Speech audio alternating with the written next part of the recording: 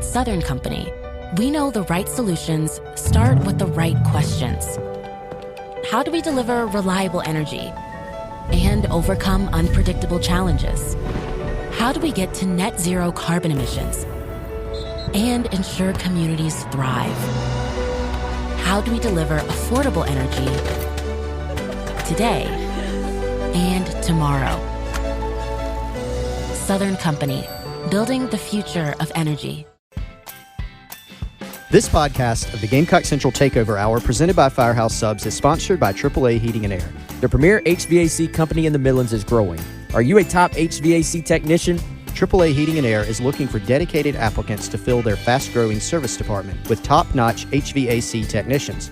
If you're the best, then they want you. If you're ready to stop working and start a career, you can earn up to $100,000 plus a year at AAA Heating and Air. Quality candidates will have at least 2 years experience and a good driving record. Benefits include top industry salaries, commission on service and unit sales, set call limits, company-provided take-home vehicle and gas card, company-provided cell phone and tablet, health, dental, and vision benefits, 401k retirement plan with company match, and scaled PTO based on length of service. Contact Roy and Dana Finley at 803-677-1500 or check out their job postings on Facebook or ZipRecruiter. AAA Air when you need us. AAA Heating and Air. Welcome into the Gamecock Central Takeover Hour presented by Firehouse Subs. Tyler West and Chris along with you on this Football Friday. Getting you set for the Aggies and the Gamecocks coming up in 25 hours from now. Kickoff at noon out there in College Station, where they will fight for the much sought-after Bonham Trophy. Oh, I forgot about that one, too. What closet is that sitting in right now? Does anybody know? I forgot that was a thing. Have you told Jay Phillips about the Bonham Trophy? I have not. He would start talking about Led Zeppelin, I'm sure. You know what? I'll bring that up to him today and see what happens. You get the reference, right? I do get the reference. Wes? I won't put you on the spot. All right. John Bonham. I didn't get the reference. Jay would be good for probably 5 or 10 minutes on the Bonham Trophy for a Led Zeppelin reference. I'll see what happens today when I bring that up to him. You're probably right on that. But regardless, South Carolina currently holding the Bonham Trophy right now, whether it's in a janitor's closet or whatever. Going to be an uphill battle to retain that thing for another year tomorrow, as this is a tough matchup in College Station. Yeah, very tough matchup, man. This, I feel like even if you didn't have the injuries to South Carolina right now on offense and on the offensive line and wide receiver, obviously, it would already be a tough matchup. Like if you just went in and said, hey, everybody's healthy, wave your Dow Loggins magic wand, and everybody's good to go, we would still be talking about, hey, this defensive front from A&M, they're special, man. Like this is the best front South Carolina's probably going to face, and you've faced some really, really good fronts. And the other part, they're also super aggressive. Like they are not going to just sit back and, hey, we know we're good, we're going to rush forward. They're going to force you to be very, very good mentally and to pass off guys. Here, hey, I'm on a double team here, but they're bringing too many guys. I have to pass this guy off and make sure I block the right person. Well, guess what? You may be using yet another combination of starters on the offensive line this week. So you're either sending 2 true freshmen down there to start, or we know that Tree and Tro are banged up. They're questionable at this point. You are sending the guys that they beat out for those spots, who will be replacing them, and potentially another new combination, like I said. So it is football. You always kind of have to have that caveat that anything can happen on a Saturday, but you're going to need a lot of those anythings to happen, I feel like, to give yourself a real shot in this one. Did we even get a depth chart this week? I don't remember seeing one. Did we get one on Monday? Wow. That's a very good question. I'm sure we did. I'm guessing it was the same. Maybe. I know we kind of talk about it being a week behind, but particularly when we talk about the offensive line, as you mentioned, we know Lee's confirmed out for tomorrow. Tree and Trevor kind of banged up. I'm just like, where do you go behind? Like, we know Ja'Kai Moore came in for Tree when he got hurt last week, but if you don't have Ball, what does this offensive line look like tomorrow?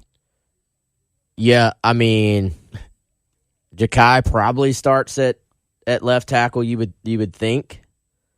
I mean, your backup. So with the configuration they used against Florida, they actually put Wanamaker in at right guard at one point late in that game. So he's an option at right guard. Nick G's obviously your center. At this rate, Trey Jones probably holds on to left guard. And that, I mean, you're looking at Fugar at right tackle, I think. So, And then beyond that, you can't even really think of any options. I mean, Jatavius Shivers, who is not ready. who was not ready, had No shot at him at all. He's just a true freshman. Right. I mean, But again, when you're down to the scraping the bottom is of what the you're barrel doing. in your depth, you got to do what you got to do. So, and I mean, I don't know if we've talked about this. Beamer mentioned in one of his recent media opportunities that their scout team, which they don't do a ton of scout team work here at South Carolina, but their scout team O-line, they had Lucas Vose at left tackle. He's a walk-on tight end.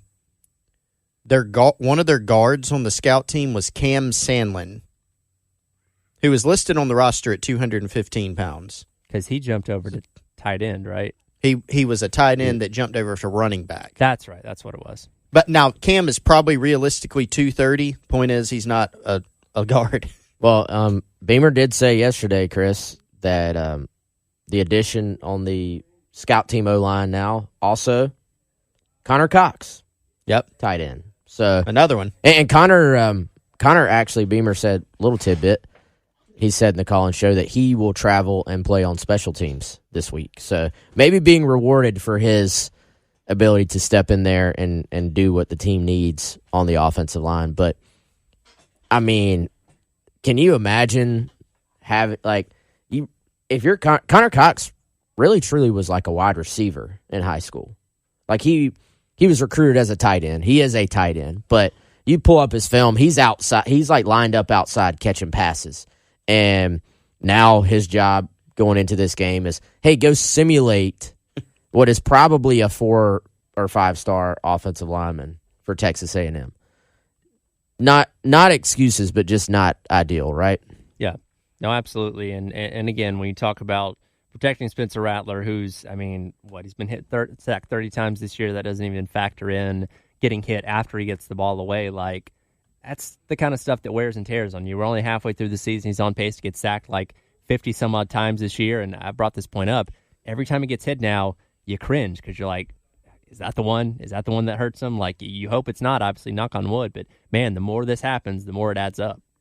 Yeah, I think pressure stacks up, like you said, and he's done a good job, I feel like, of obviously playing very, very tough, but also trying to protect himself from getting the major big hits. And, he's added some strength, some muscle this offseason, I feel like, that has been very, very good for him in holding up. But, yeah, you never want to see your quarterback get hit as much as he has. And so I was watching some of Texas A&M this year. The difficult thing here, guys, is when they get you in 3rd and long, they literally are just going to put it's kind of like, I guess some teams call it like the amoeba defensive front. They're just going to go 6 across, and all 6 of the guys are like studs. And then so they're going to go 6 across, right? And then they're going to make you pick which 4 do you think are going to be rushing the passer, or 5, or sometimes 6. And then sometimes I was watching them against Alabama. This is not this is not something that's unique to them. But when they stack the level of talent that they already have with adding that mental aspect of it as well, who am I supposed to block? It just makes it very, very difficult. So one of the third downs they got Alabama on the 3rd and long, they sacked Milroe. They stacked up with their amoeba front, and then they rushed 5, and then they had a free safety back, right? But then the 6th guy up front, he sort of drops into basically like a spy, or he's covering the running back. Well, once he sees, that running back is dropping back into pass protection as well, then it becomes a green dog blitz, basically, which is where the linebacker says, oh, the guy I'm covering in pass coverage is a blocker. That frees me up to go rush the passer as well. And guess what? I'm really good at rushing the passer too. So now you have a 6-man pass rush, but you still have a free safety deep. So it's not just what you would call zero coverage where you have no help for your corners deep. The thing there is that you're just not going to have success against that. So you have to avoid that at all costs. Like, you have to avoid the 3rd and longs at all costs. But guess what? South Carolina has been in 3rd and long situations for the majority of this college football season. So when you hear people say, hey, this is a bad matchup with Texas A&M, it is that one of your weaknesses, if you're South Carolina, directly correlates to a major strength for Texas A&M. Well, and you go, look, this is an example of recruiting. You know, there's been so much conversation about Texas A&M. They had a talented team still last year. Remember, they brought in basically a historically good recruiting class, and then they kind of fell apart last year. You know, from a leadership standpoint, they didn't have a great year. There were problems. It seemed like in the locker room they might have had some NIL problems, etc.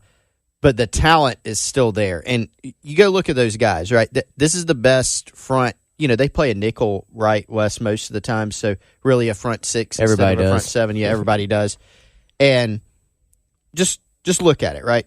Walter Nolan, who is banged up. Yep.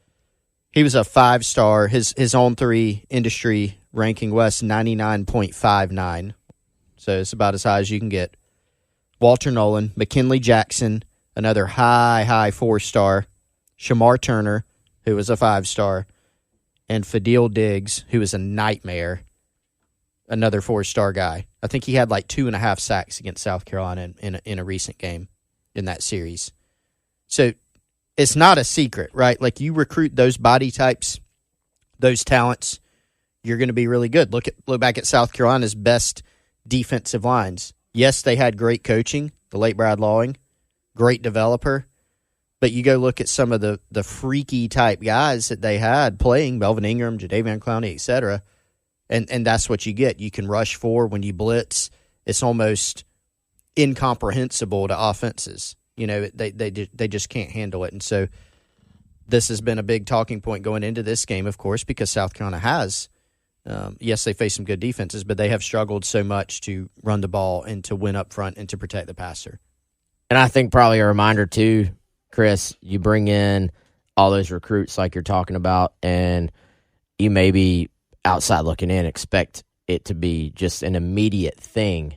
And it wasn't necessarily that for Texas A&M last year, but you're kind of seeing the effect of 1 or 2 years in a college program, in a nutrition program, a strength program to sort of physically develop, mentally develop, learn some more college-ready techniques and stuff like that. And so for them, you're seeing that recruiting pay off basically 1 year later. And I thought last year was a perfect example of how it takes a combination of things to win. And you can have all the talent in the world, but then if a season kind of falls apart, the talent maybe doesn't matter, but you have to have that baseline talent in the first place in this conference if you're going to have any shot. Plenty more to preview ahead of tomorrow's game against the Aggies. It's our time for our favorite segment of the week coming up, though. It's time to buy or sell. That's next on the Gamecock Central Takeover Hour, presented by Firehouse Subs, here on Football Friday on the Game.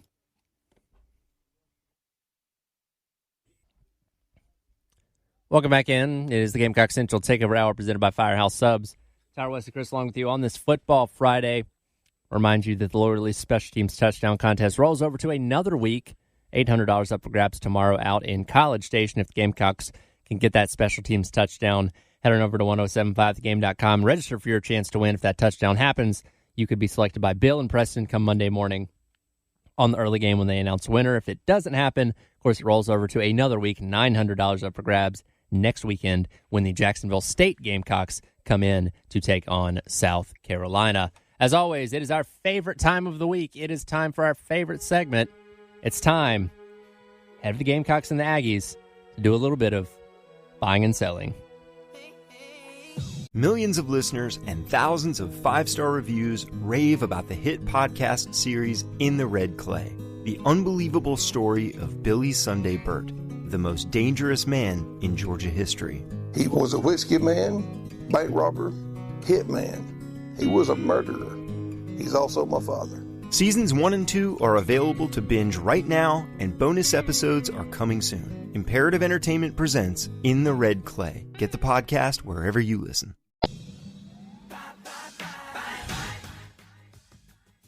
Take it away, Wes. Buy or sell, brought to you by our friend Kendall Walsh. Tell you a little bit more about her and her team here in a second. Guys, buy or sell. Ready? Ready. Let's go. They're nodding at me. All right, we're going to throw a curveball here, starting out with a question not involving South Carolina and Texas A&M. Okay. Buy or sell, there will be a top 10 team to lose this weekend. Juicy. Ooh. So you got some big lines here, but I feel like this is one of those weeks where maybe you kind of overlook teams and then one of these teams get themselves in just an absolute dogfight. So Florida State, number 4, they're at Wake Forest. Huge favorite there. Oklahoma against Kansas, they're a 9-point favorite. Penn State against Indiana, 32-point favorite. Georgia, Florida, obviously in Jacksonville.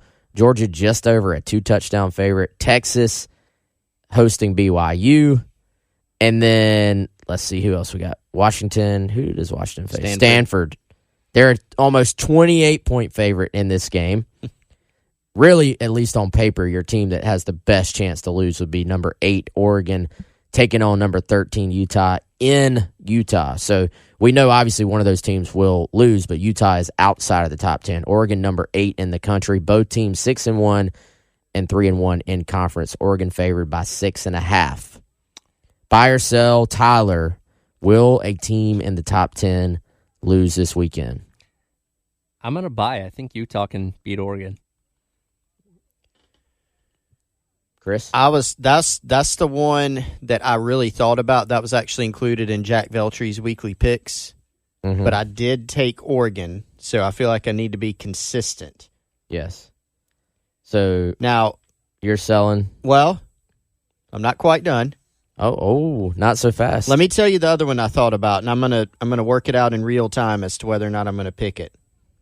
So Wisconsin plays Ohio State, right? At Camp Randall, former Ohio State assistant Luke Fickell.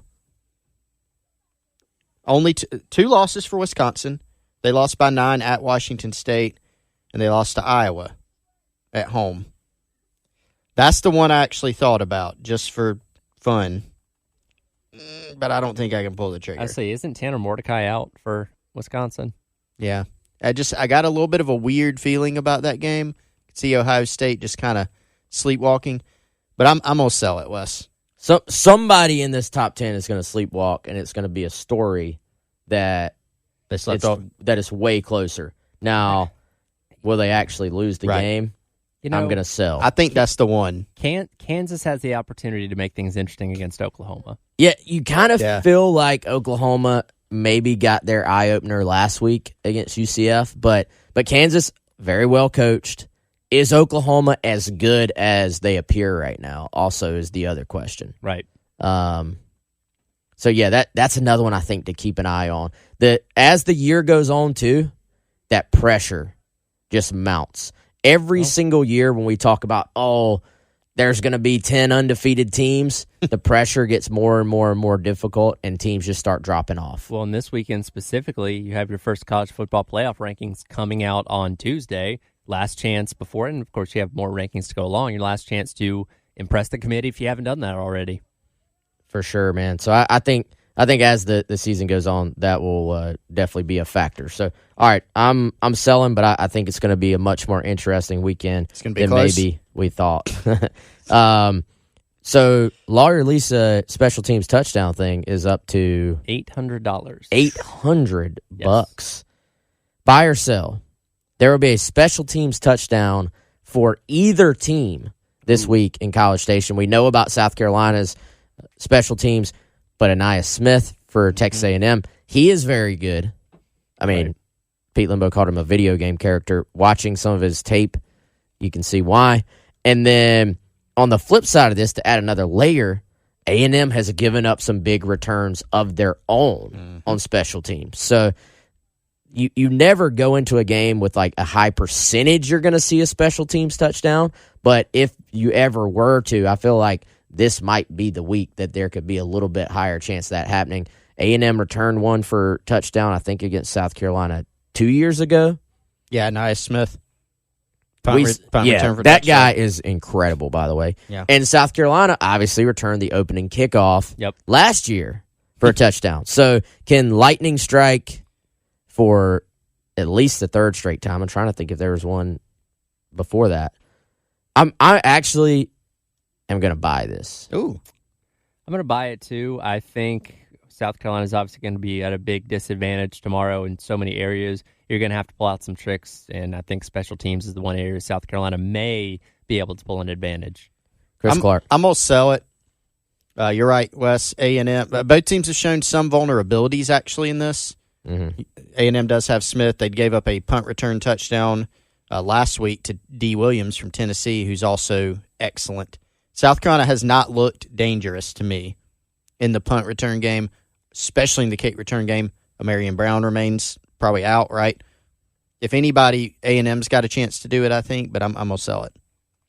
Yeah, I that's one of those where you, like I said, you go into any game, the chances of seeing that aren't incredibly high, but probably a little bit higher this week. All right, question 3: buy or sell? Spencer Rattler will throw for more yards than Max Johnson. Another interesting layer to this, and I think I used this question before, but when South Carolina went into the transfer portal 2 off seasons ago, the main 2 quarterbacks they were looking at were Spencer Rattler and Max Johnson. Now they face off against each other. Max Johnson, of course, did not win the original job at A&M, but now has stepped in and has played okay, you would say. But you have the layers of, can South Carolina protect Rattler? Will South Carolina be down in the game? Yeah. And then also, we know South Carolina's secondary has given up, frankly, lots of yardage this year. I want to lean towards sell because I think Rattler's just going to be under duress most of this game, but he also threw for 353 against North Carolina, getting sacked 9 times in week 1, so anything's possible here. I think I'm going to buy this one as well. I'm going to buy too, even though I'm with you, Tyler. Like there's a scenario where this defense just kind of swallows up the offense, and there's not much they can do about it. But Rattler consistently seems to find a way to put up yardage. So I'll go with Rattler. He is the better quarterback in the scenario. Max Johnson's high at A&M as an A&M quarterback, remember, transferred from LSU, 239, which he did against Alabama in a loss. He does have some bigger games in his career. He had a 435-yard game at LSU, a couple 300-plus yard games. So, the last team he threw for 300 yards against? Probably Texas A&M. Texas A&M. That's right. I remember that. The last game he started at LSU. Traded him. I'm going to buy. And I agree totally with what both of y'all said. No notes, nothing to add. So the final one is obviously, will South Carolina win the game, and then will South Carolina cover the spread? Which has jumped up a little bit, by the way. Yeah. Let's save that for final segment of the show, and we'll give our final predictions, and that will be our final buy or sell as well. What do you say? Absolutely. Sounds good. We'll focus on that defense a little bit coming up as the Gamecock Central Takeover Hour, presented by Firehouse Subs, rolls on a Football Friday here on The Game. No, they do. He's a weapon. Kind of the same way. Like, when is this guy going to graduate? Right. He's really good at wide receiver. He's fantastic as a punt returner. He's averaging like 20 yards a return. He ran one back for a touchdown against Arkansas, and He had a long one against Alabama that almost scored. So he's really, really good. And then they've got weapons at receiver. So they're very talented and going to be a big challenge for us. Welcome back in Gamecock Central Takeover Hour, presented by Firehouse Subs on Football Friday. Tyler West and Chris with you here on the game. Coach Beamer last night on Carolina Calls talking about Aniyah Smith, as we talked about a little bit in that last segment, who is not only a weapon when it comes to the return game and special teams, but also tied for most receiving yards on the team for the Aggies. Still looking for that first touchdown, though, but this guy is an explosive play machine, and you would imagine that's who Nickel's going to get matched up with, and it's most likely going to be Jelon Kilgore once again playing that spot based on what Coach Beamer said last night and how he performed against Mizzou last weekend. So, again, another tough test for him at nickel, coming off playing Luther Burden last week. Yeah, I mean, this guy's a problem, and I don't think I realized coming into the year how many talented slot receivers there are around the SEC, but it's an every week thing at this point. And so I think from a special team standpoint, you're probably going to see South Carolina try to do what they did last week, and that's kick those rugby punts, ground balls, basically line drive, base hit. It doesn't look pretty at all, but you hope you can kind of keep it away from Aniyah Smith. And he's a guy I think probably confidently will come up and try to just catch him off a bounce if he can. But you have to do a good job of getting down there and just not letting him. You have such a high average there now because teams, I'm sure, are kicking away from him, but that just shows you what he is able to do in his few opportunities to return punts. So for South Carolina, both in the actual kind of offense versus defense matchup and also the special teams matchup, he's just one of a number of guys I think you probably circled going into this game saying we gotta have a specific plan for that guy. Yeah, and you look at this A&M offense too. So Smith can hurt you obviously on special teams and as a receiver. They've had problems up front, and in the transition from Connor Wegman to Max Johnson, there has been some drop-off. And Max Johnson has been a starter, and he's a good player. He's almost kind of a second starter. But Wegman won that job for a reason, and there has been some drop-off. And you have a really good play caller in Bobby Petrino, traditionally, but they just haven't been as good as you would think. But don't mistake that for this, though. Lots of talent still on this team. Not only Smith, but there are other receivers. Evan Stewart, former highly rated guy, really good player. And Noah Thomas, a young guy who is a great route runner. And, we obviously talk a lot about South Carolina's offensive line problems. A&M's has quite a few of their own. Now, they've not dealt with the injuries the same way that South Carolina has, but you look at these past two games against Tennessee, against Alabama, they got eaten alive just similarly to the way that South Carolina has in these past couple weeks. So that's going to be one of the keys to this game is if South Carolina can generate that pass rush, make Max Johnson uncomfortable. And talking to a few people that cover the Aggies program this week, they noted the big difference between Wegman and Max Johnson is the fact that he stays in the pocket a lot more. He's not quite as mobile. He's obviously a big guy and can move if he needs to, but that's not necessarily his MO. Connor Wegman would flush the pocket a little bit more quickly. Max Johnson sits back there waiting for things to develop, and that's been his Achilles heel at times, especially when we're talking about an offensive line that can't protect you as well. So can South Carolina put him under enough pressure to force him into making mistakes? I think you look at him, too, and the fact he's a lefty, I wonder how much that has affected things. I was listening to one of their guys, I can't remember which player it was. It was a former player who was giving an analysis on Texas Radio, and there were just some things within the offense where it looked like it was clearly designed for a right-handed quarterback, and you're talking about things where, if Max Johnson had been the starter coming into the year, this probably would have all been worked out already, but you're talking about a transition period. A&M coming off of their bye week, so you would imagine this was kind of an opportunity for those guys to kind of tweak some things there, try to put him in some better situations, and try to see what their offense does best under Max Johnson as opposed to what their original plan was going into this season. So I would think you're going to see some new tweaks from them. A&M actually, interestingly enough, was coming off of their bye week last year as well, and the very first thing that happened in that game was Leggett broke about 10 tackles and took it to the house for a touchdown. So that's a situation there where I think you kind of worry as an opponent about a team coming off of their bye week, but last year it really wasn't a factor in this game. Jimbo Fisher, gave his opening statement earlier this week, and it was, typical Jimbo, kind of hard to follow. Transcribing it and then reading the transcription was absolutely hilarious. 800 words in 10 seconds. Yes. I mean, just, three's this, all over the place. But he said a lot of good things about Xavier Legette. And then a reporter asked him a question specifically about Legette later, and he just went, shoo. That was his first, reaction to that. But going back to what y'all are saying on the offense, we say this every week. So I feel like you look at the fact that this offense for A&M has not been great. Same deal with Florida, right? But Florida was able to do some things, well in that game, and South Carolina at the end of the day could not take advantage. So that's your question, right? This A&M offensive line has not been very good. Can you win some battles up front? Can you stop the run? Can you force some third and longs? Max Johnson stays in the pocket longer, and they've had some struggles protecting Max Johnson when he's been in there. Again, South Carolina has not been very proficient at rushing the passer, affecting the quarterback, getting sacks, getting tackles for loss. Can you make them pay? And that's, a key question that we're going to, I think, keep asking. Well, I think you look at it too, guys.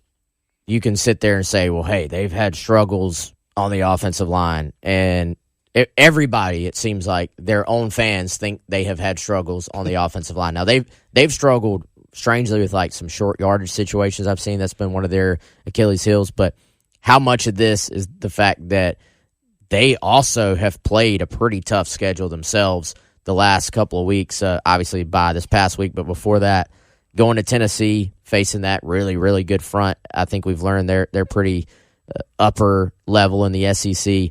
Facing Alabama, one of their out-of-conference games was a trip to Miami. So you don't necessarily have – now they do have a couple of built-in games against New Mexico and Louisiana Monroe that maybe have skewed their stats a little bit too. But the last couple of weeks, if you were to look at their offensive line and say, oh, man, they've struggled the last couple of weeks, some of that quarterback and some of that obviously two really, really good fronts from Bama and Tennessee. Well, and we hope that, talking about Max Johnson hasn't had that wow performance for A&M yet. We've said that again against Graham Mertz. We said that against Will Rogers. We're just hoping tomorrow isn't his get-right breakout game that unfortunately you've seen far too many times this season. Yeah, and I mean, Gamecock fans, they know it, and they've seen it, and they've lived it. And I think for this game, for South Carolina to win, it almost has to be, in my opinion, a sort of defensive battle. Some weeks we go in and say, hey, the other team's probably going to have some success on offense, but Rattler and those guys can get going. With the issues on the offensive line, combined with A&M's front, combined with what's going on at receiver in terms of injuries for South Carolina, the defense, the onus is on this defense to step up and play better than they have and turn over Max Johnson a couple times and give this offense a chance. Because I don't think you can expect a shootout. You can't expect to win a shootout in this game, in my opinion. Absolutely. We'll come back, put a bow on this, make our final score predictions, also talk a little bit of exciting recruiting news that also came out yesterday. That's coming up. You're listening to the Gamecock Central Takeover Hour presented by Firehouse Subs on a Football Friday.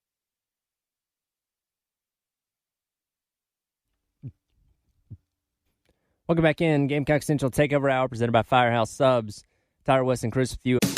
Get an inside look at Hollywood with Michael Rosenbaum, talking with the Phelps brothers. My gym I go to here is owned by a load of Polish guys. I don't really fit in, a bit leaner, shall we say. And this guy waddles over to me one day and he said, I was back in Poland visiting my family and my niece said, you're going to have to see this program. All of a sudden I see you and he's at my gym. My niece wouldn't believe me, so I had to have a photo with this guy, his name is literally Tank as well. Inside of You with Michael Rosenbaum, wherever you listen.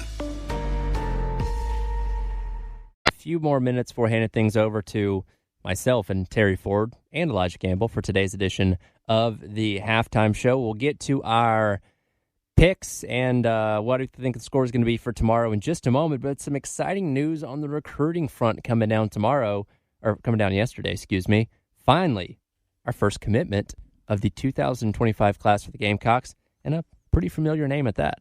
Yeah, another Sellers in the Garnet and Black. Jaden Sellers committing to South Carolina yesterday. Very, Chris, I would say low-key recruitment for Sellers. I think this is a situation where from the moment Lenoris flipped from Syracuse to South Carolina, and both guys already had offers at that time, it was, the writing was on the wall. And then in the time since then, rather than kind of expand out and go a bunch of other different places and do a bunch of interviews about other schools, Sellers has been, a mainstay at South Carolina. He's camped at South Carolina. He's been on recruiting visits at South Carolina and for games to obviously watch his brother, but also experience the recruiting side of things. Not a surprise at all. And he's got some pretty good film, man. Quick, great ball skills. Not the biggest guy, so he probably profiles, I think, as a slot receiver at the next level, but can go downfield and make plays. Actually has some toughness to him. I really like the physicality for a smaller guy, and they've even put him in some Wildcat stuff this year, very similar to what his brother was doing last year. So a little bit different body type, but high 3-star guy right now, playmaker. I think the one thing keeping him from kind of pushing into that 4-star status would just be the size, and he's still a young guy, so we'll see what he ends up being as far as that's concerned. But nice start to the 2025 class for South Carolina. Yeah, he caught 12 touchdowns from his brother last year, 39 catches. Was off to a good start this year, according to SC Now, 27 catches for 295 and 6 touchdowns. Unfortunately, sustained a season-ending injury, kind of like Lenoris did his junior season. So he's going to be out for the rest of the year. But this is an interesting prospect, Wes, because if you see, we saw him this summer a couple times in 7-on-7. We saw him just in South Carolina's regular prospect camp. And this is going to sound weird, he doesn't really stand out when you see him. He's not a big 6'4" receiver that's just chiseled and rocked up. The traits, the physical presentation maybe doesn't jump out. But then you watch him run. You watch him run routes. He can go. He can run routes. He plays way bigger than his size, too. We saw him, make some diving catches, go up and get the football. He's just a football player, right? And I think if the size continues to come along as he adds weight, as he gets bigger, I think this is a guy that you could continue kind of moving up in terms of his stock. But not a surprise, and a nice pickup and a nice start. Yeah, I think you look, too, he is a slot guy at the next level, but because of the offense they run a lot of 2 tight ends there at South Florence, and so he's an outside receiver for them, and they use him down the field quite a bit. He's winning jump ball, 50-50, one-on-one situations time and time again. He's willing to block on the outside, which I think speaks both to a physicality, it speaks to a mindset, it speaks to a team-first mindset as well, and that you're willing to block for your guys, block for your teammates outside. And then, like I said, man, some of the run after the catch kind of shows up when they direct snap to him out of that Wildcat.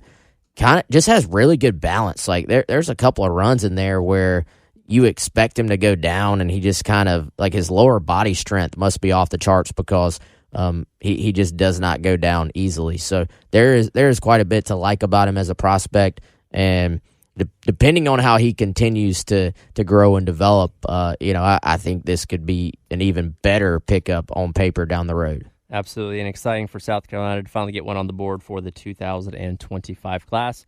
All right, tomorrow, Gamecocks and Aggies, high noon kickoff Eastern Standard Time, 11 a.m. kick out there in College Station. Maybe they'll be tired from the midnight yell, and they won't be in the stands when it starts early, and South Carolina can take the 12th man out of it.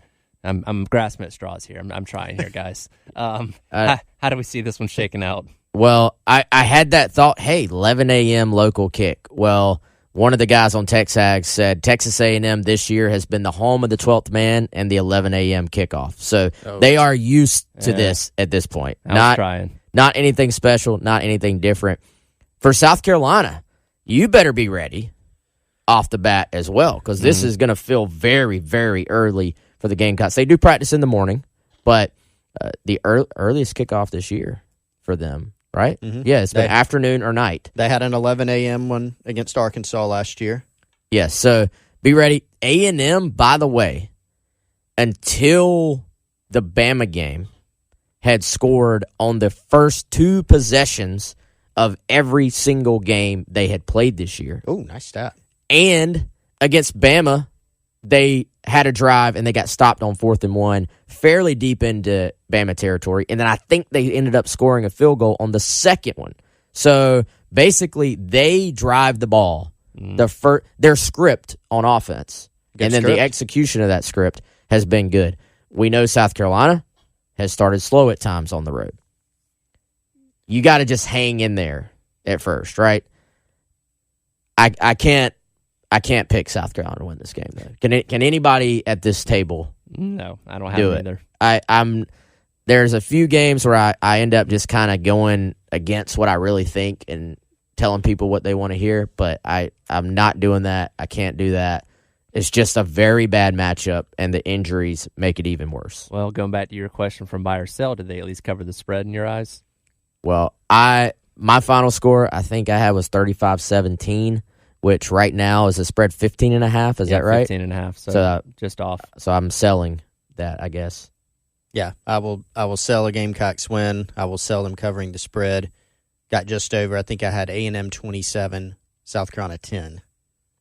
So we both have it right. I'm pretty much in the same neighborhood. A&M 31, South Carolina 14. So all right around the same area. We don't have time, but is there a blueprint? Is there a path? There's always a path. If you can force turnovers, maybe a pick That's six, recover a fumble deep in their territory, something along those lines. Turnovers and field goals. Yeah, you got something there. One of my keys to the game is one that you can control only part of, frankly, and it's just havoc. It's just got to be a havoc, like a chaotic game that's just completely screwed up and ugly. Yeah, the path is narrow, basically. Yeah, and we're not trying to be pessimistic here. It's just tough matchup. Yeah, it's uphill climb. Realistic. You can't sit here and lie about it.